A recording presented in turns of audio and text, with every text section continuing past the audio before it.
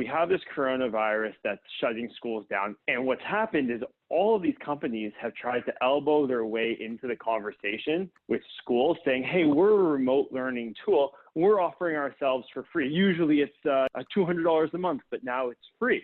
And so to me, that poses a question. If you're now offering your product for free, is that because people don't see any value in it?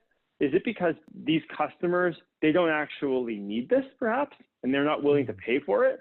If your business is doing that to acquire customers, like a freemium product, that's perfectly fine, but that's a business model decision. So to have a knee-jerk reaction during a time like this and say, we're going to make it free, or we're going to have a dramatic reduction in price, what you're actually doing, and you're not a freemium model, it's not built in, which by the way, I think is a fantastic business model for some. Anyway, if you're trying to gain customers that way, or perhaps get some sort of media attention that way, you're actually doing a huge disservice to your business and your brand over a long period of time. And the issue here is that let's say your product really is quite good, but it doesn't solve a compelling problem for the district. So a few people kind of like it, but they're not really willing to pay for it. Well, now you run into the situation down the road where you can't necessarily monetize. You haven't built a business. And all of these users who have been depending on you, they're going to be left sort of high and dry when you have to shut your business down, like so many companies have had to do in the past,